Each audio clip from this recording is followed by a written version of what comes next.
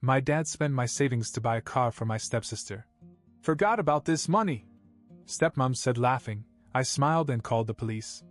Then Dad begged me, but Coming home after 2 weeks at the beach felt surreal. I had saved for this trip for so long, working weekends, skipping things my friends were doing, just to finally get a taste of freedom. And it was worth it. Late nights by the ocean, campfires, no responsibilities. For the first time in a long time, I was truly happy. But when I walked back into my father's house, that feeling quickly faded. Living here had never felt like home. Not since my father had remarried. My stepmother, Valerie, had him wrapped around her finger from the start. She wasn't just controlling, she was manipulative in a way that made him feel like he had no choice. If Dad ever pushed back on something, she would make threats about leaving, about how he would lose another woman. She even laughed about my mother leaving him once, like it was a joke. And Dad, desperate not to go through that again, gave in every time. And then there was Linda, their daughter. If you could take every spoiled, entitled brat from every movie and roll them into one, you'd get Linda. She acted like the house was hers, like my dad was her dad, and I was just a guest who overstayed my welcome. I couldn't count the number of times she got her way by whining to her mother. If I had something she wanted, it was hers. If I wanted to do something that wasn't about her, forget it. And Dad? He let it happen. Every time. Because making Valerie happy was his #1 priority. I had spent years trying to keep my head down. Working, saving, telling myself that once I got my own car, I'd be one step closer to getting out of there for good. But as soon as I stepped out of my Uber and saw the brand new white Honda Civic in the driveway, something felt wrong. It wasn't Dad's. And it definitely wasn't Valerie's. I grabbed my bags and went inside. The sound of laughter came from the kitchen. Valerie and Linda. Linda turned when she saw me and grinned. "Hey, Andy. Look outside." I looked at the window, confused. What am I looking at?" She rolled her eyes like I was stupid. "The car. It's mine. Dad bought it for me while you were away. Surprise birthday present." I froze for a second. "Oh. Nice. Happy late birthday, I guess." She just smiled and went back to whatever she was doing, but my mind was racing. Something didn't add up. Dad wasn't the type to just drop thousands of dollars on a new car. And where the hell was the money coming from? As far as I knew, we weren't exactly rolling in dough. I pushed the thought aside and headed for my room. Whatever. Not my problem. I didn't think much about it for the next 3 days.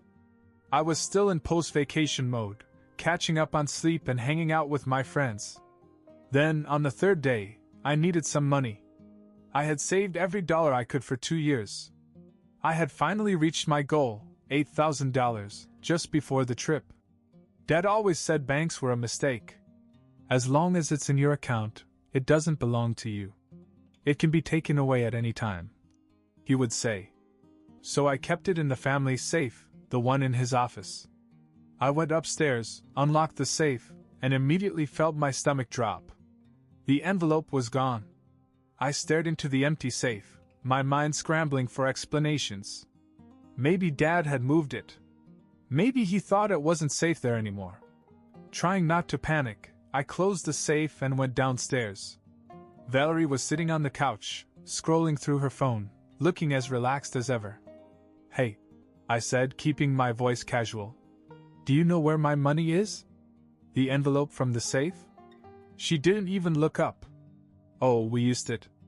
I blinked. "What?" She finally looked at me, grinning like it was funny. "For Linda's car.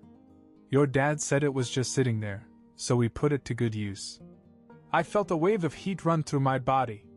"You used my money?" "Well, technically it was in our safe," she said, as if that somehow justified it.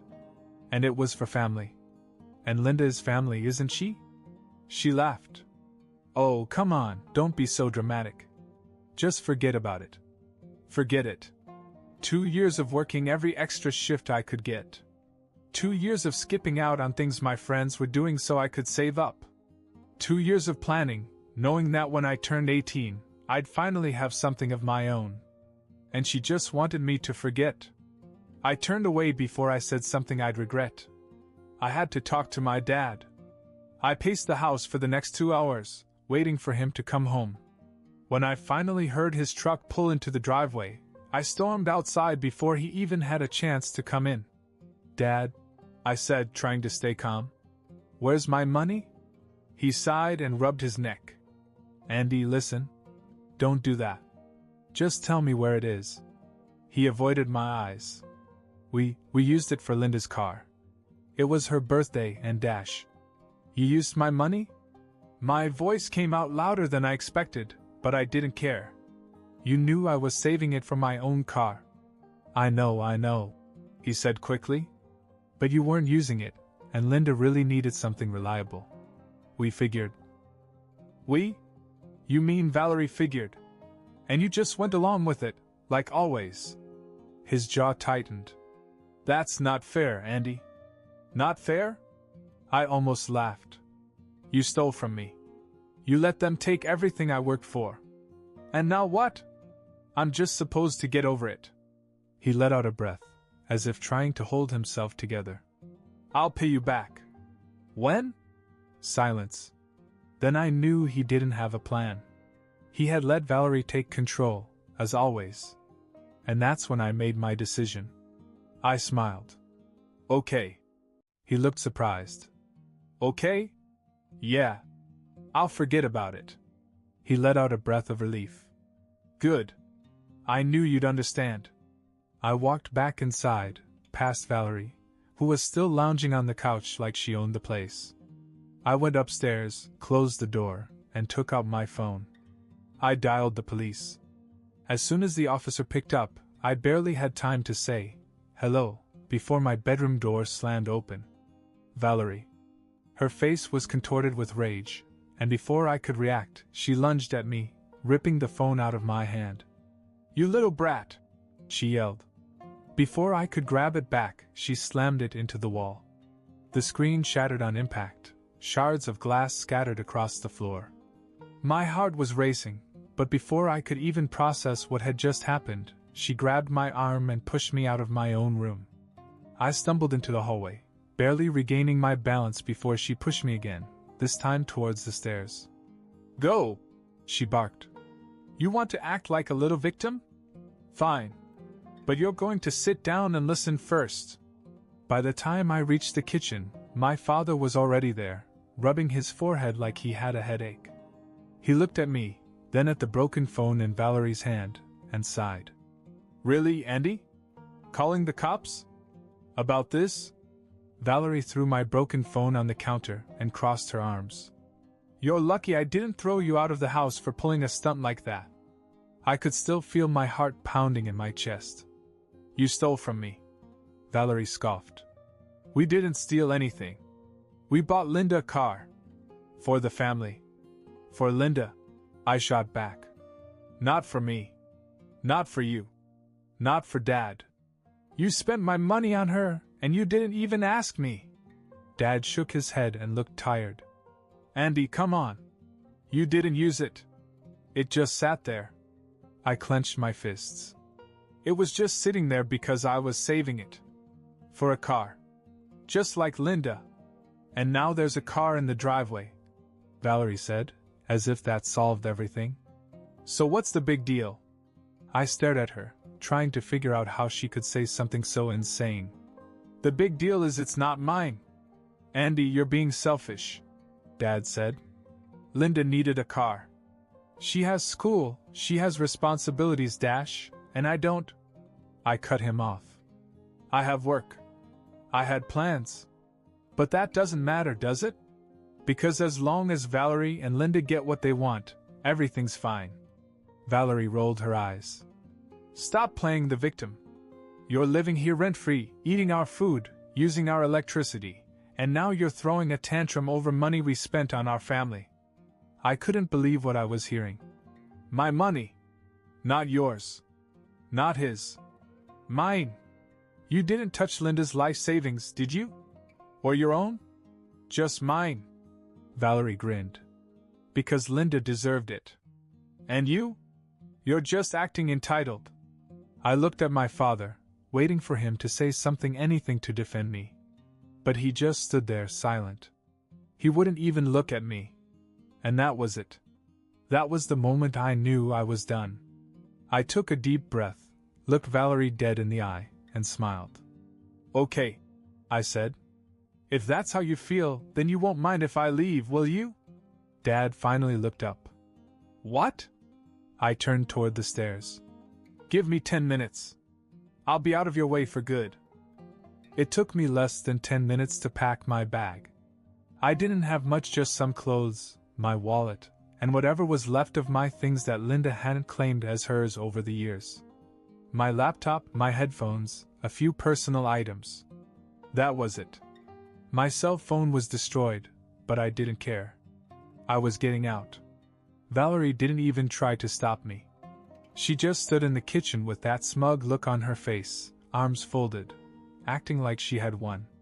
Dad, on the other hand, looked uncertain, as if he hadn't expected me to actually leave. Where are you going anyway? He asked as I headed for the door. To Grandpa's, I said without turning around. That made him jump. He knew exactly what it meant. Grandpa had never liked Valerie. He saw right through her from day one. He told Dad not to marry her. He told him she was using him. But Dad didn't listen. He was too desperate, too scared to be alone. And now here we were. I walked out the door, slung my bag over my shoulder, and didn't look back. My grandfather's house was on the other side of town. It was old, small, but more of a home than Dad's house ever was. When I knocked, he opened the door and took one look at me before stepping aside. Come in, son. I sat down in the living room and he poured me a glass of iced tea before sitting across from me. All right, he said. What happened? I told him everything. From the moment I got home and saw the car to the second I walked out the door. I left nothing out. When I finished, he leaned back in his chair, silent. His fingers tapped the wooden armrest, a habit of his when he was angry. Then he let out a breath and stood. Get in the truck. I frowned. What? We're going to your father's house. I wasn't sure what I was expecting, but this wasn't it. Grandpa was an old-school kind of guy. Calm, patient. He didn't rush into things. When he reacted that way, it meant he was angry. And when Grandpa got mad, people listened. We got in his truck, and he didn't say a word the whole way. He just stared straight ahead, gripping the steering wheel tightly. When we pulled into the driveway, Dad was outside, as if he had been waiting for me to come back. But when he saw Grandpa get out of the truck, his face paled. Dad? He said, his voice unsure. Grandpa slammed the truck door and walked over to him. Inside. Now. Dad hesitated, glancing toward the house, as if debating whether to call Valerie for backup. But one look at Grandpa and he didn't argue. He went inside, and we followed. The second we stepped into the living room, Valerie appeared, already looking annoyed. Oh, great. What is he doing here? Grandpa completely ignored her. He looked straight at Dad. Tell me exactly what you did with my grandson. Dad swallowed. It's not what it sounds like, Dash. Grandpa cut him off. You took his money. Without asking. Without permission. And you gave it to your daughter. Dad opened his mouth, but nothing came out. You stole from your own son. Grandpa continued. You let that woman walk all over you, use you, and now you've driven your own child out of the house because you're too much of a coward to stand up to her. Valerie scoffed. Oh, give me a break, Dash. Grandpa turned on her so fast that she actually took a step back. You. Shut up. I'm talking to my son. For the first time, Valerie had nothing to say. Grandpa looked back at Dad. You're going to pay Andy back. Every single cent. And you're going to do it right now. Or we can take this to court. Your choice. Dad's face turned red, but he couldn't even look me in the eye. Dad, come on, it's not that simple. Yes, it is, Grandpa said. You took from him. You owe him. And if you don't make it right, you're going to lose more than money. You'll lose him. Dad looked at me then, as if it had just hit him that I was really done. That I wasn't coming back. That this time he had finally gone too far. I didn't say anything. I just waited. Because this time he was the one who had to make a choice. The room was filled with silence. My dad stood there, looking helpless, like a kid caught with his hand in the cookie jar. He wouldn't even look at me. But of course Valerie wasn't going to let it end like that. She stepped forward, arms crossed, that same smug look on her face. "All right, enough of this nonsense," she snapped. "I don't know who the hell you think you are, coming into my house and talking to me like this. But let me get something straight, old man. I run this house. I decide what's fair. And if Andy can't handle that, then maybe he should stop being such a selfish little..."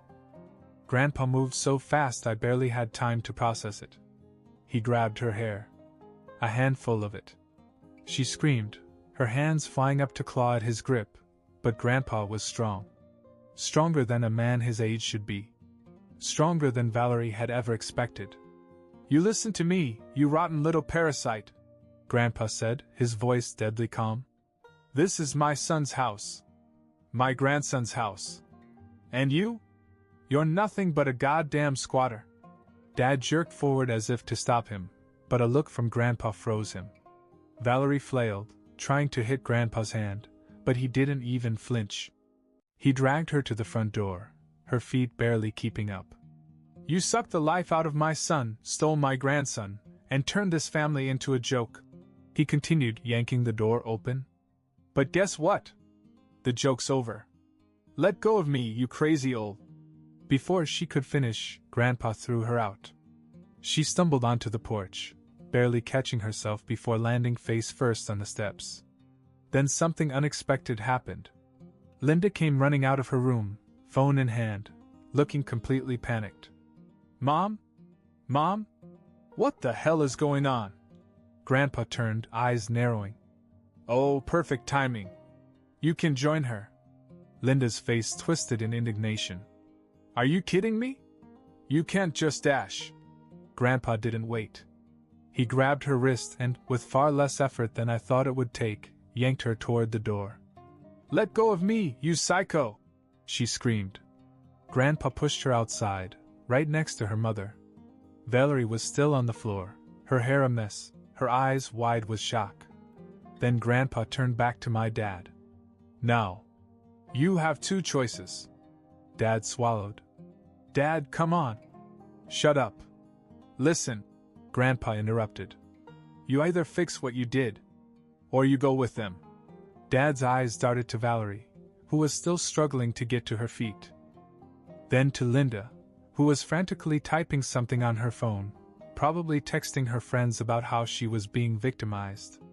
For the first time, he actually looked scared. As if he realized that this time he was the one with something to lose. Dad stood there, breathing heavily, staring at the front door where Valerie and Linda were still sprawled out. His face was pale, as if he had just woken up from a deep sleep and didn't know where he was. Grandpa didn't let up. "Either you fix this or you go with them." Dad swallowed hard. Then he slowly turned to me. "I'll sell the car." Valerie's head snapped up. "What?" Linda shot to her feet as if she'd been electrocuted. "Dad, no! That's my car!" Grandpa chuckled darkly. "No, honey. It's technically Andy's car. Or at least his money paid for it." Dad sighed and rubbed his forehead. "I'm going to sell the car and give Andy his money back. It's the only way to make this right." Valerie's expression turned ugly. "Danny," she said in that fake sweet tone she always used when she wanted to manipulate him. "You're being ridiculous. Let's just know." Dad cut her off, surprising even himself. "I have been ridiculous. For years. I let you walk all over me, I let you treat Andy like garbage, and I stole from my own son to keep you happy. But I'm done." That shut her up. Dad turned to me. "Andy, pack your things. We're going to Grandpa's for a while." I blinked. "Wait, we?" Dad hesitated, looking at me, then at Valerie, then back at Grandpa. Then he took a deep breath. "Yeah," he said. "I think I need a break from all this." Valerie's mouth dropped open. "Are you crazy? Danny, this is your home. I am your wife. And I don't know if I want that anymore," he admitted. "Pack your things. You and Linda can stay with your mother for a while." Linda screamed. "I hate you!" Valerie's face turned red and she stormed back inside, pushing past Dad. "This isn't over." Grandpa grinned. "Oh, honey, it sure is." We left before she could say another word. A week passed. Grandpa helped Dad list the car, and within a few days it was sold. True to his word, Dad gave me back every cent of my $8,000. It felt good, but there was still something hanging over us. Valerie. She and Linda were gone, but I knew that wasn't the last we'd hear of them. And I was right. One afternoon when Grandpa and I went out to run errands, Dad stayed home. When we got back, as soon as we pulled into the driveway, Grandpa's face went dark. Linda's car was parked out front. I felt a pit in my stomach. No way. Grandpa turned off the engine and we went inside. Valerie and Linda were in the kitchen, sitting at the table as if they had never left.